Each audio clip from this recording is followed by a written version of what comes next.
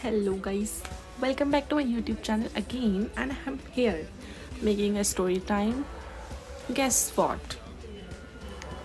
मेरे एग्जाम्स खत्म हो चुके हैं.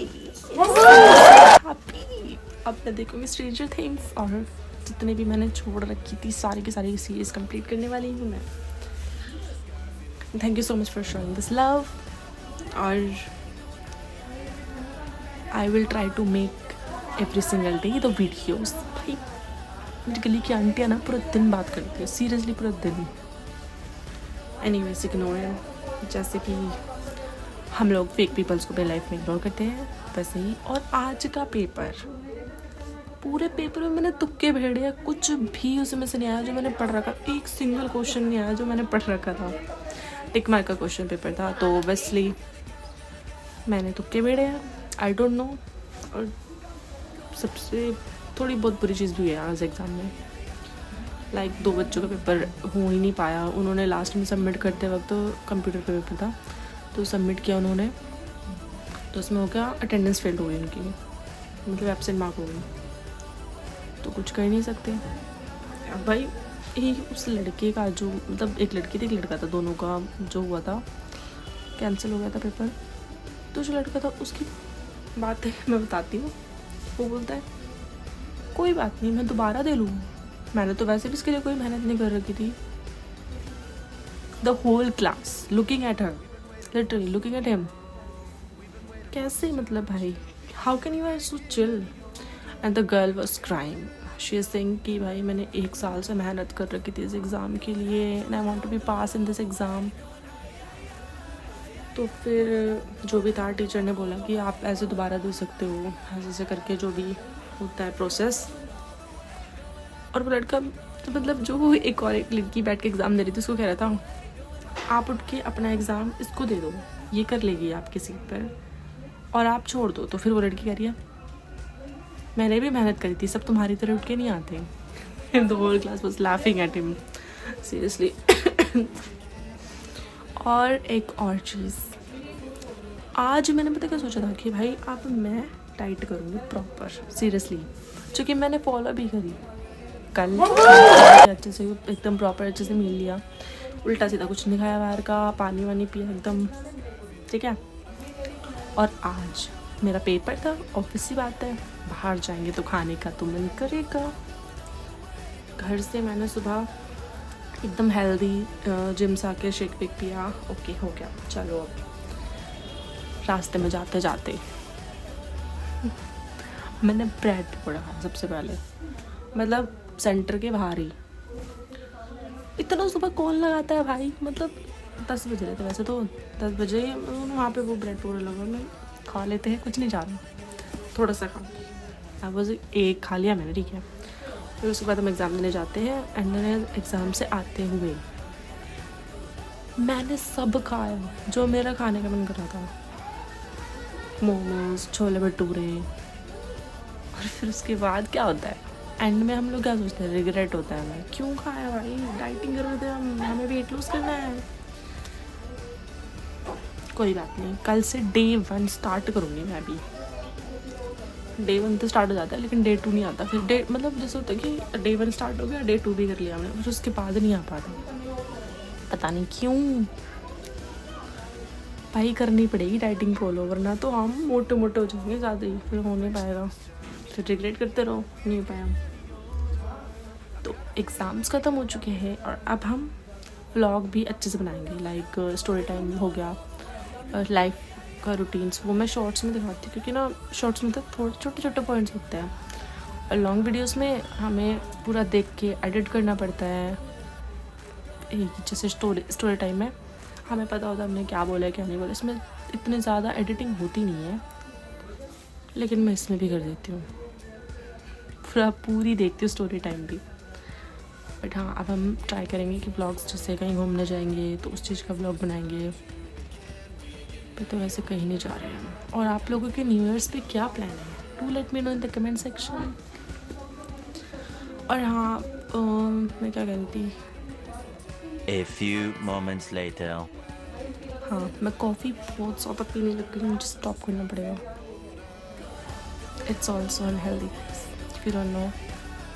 Yes, it's unhealthy. बट मैं विदाउट शुगर पीती हूँ या फिर जैगरी पाउडर डाल के. फ़ायदा क्या है, कैफीन तो जा रही है ना बॉडी में. वही ज्वालाइन हमारी कब आएगी. डाइट नहीं करोगे तो यही होगा.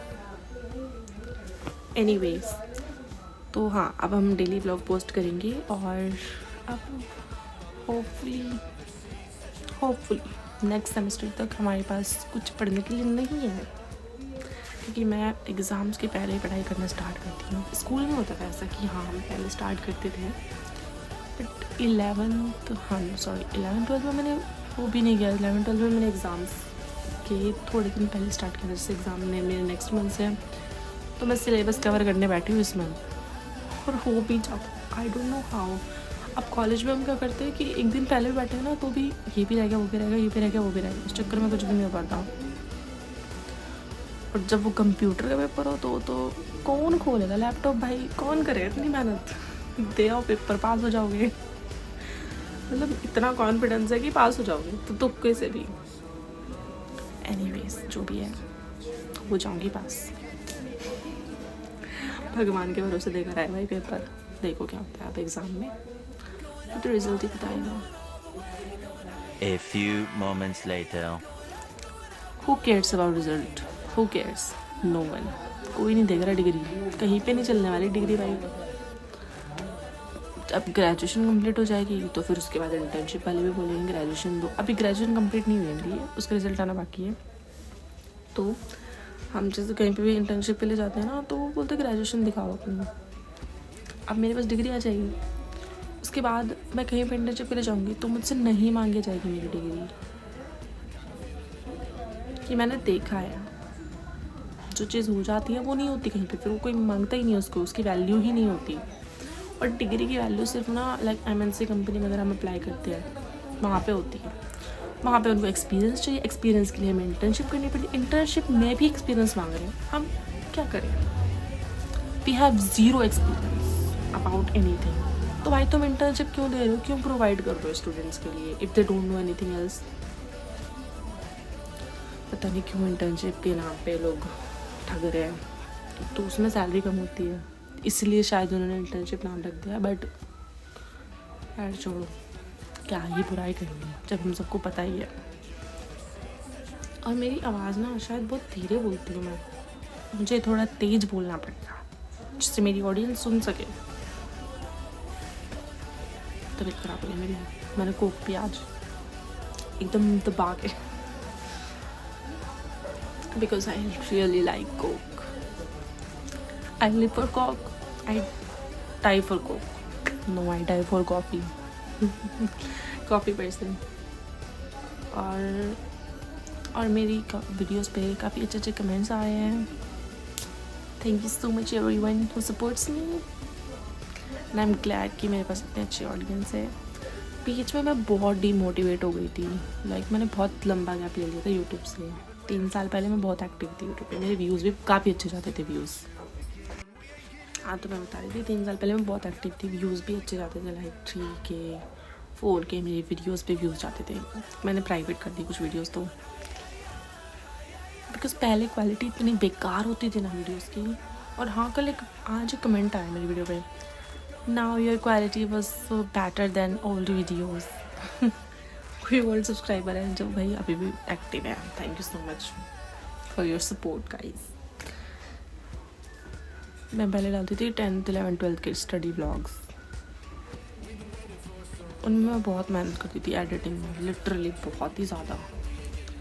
पूरे 2-3 घंटे लगाती थी एडिटिंग करने में, थंबनेल बनाने में. Now I purchase Canva pro जिसमें अच्छे से एडिटिंग हो जाती है थंबनेल की. तो और वीडियोस के लिए भाई नहीं, मैं नहीं बता रही. जिसको पूछना है ना कमेंट कर दो, मैं बता दूँगी कौन सा ऐप यूज़ करती हूँ मैं. Anyways, thank you so much for watching my blogs and my story time videos as you are watching my shorts as well. Thank you so much for that. और मैं यहाँ पे कमेंट मेंशन करूँगी जिन्होंने बहुत ही अच्छे कमेंट्स करे हैं मेरी वीडियो पे. And literally I am thankful that for these people. She is a girl और उन्होंने तुम थोड़ा कमेंट करा है मेरी वीडियो पे. I am so happy, literally so happy. Thank you so much for watching this vlog. Do like, share and subscribe. If you want, you can comment down below. I will be reply all the comments. Bye.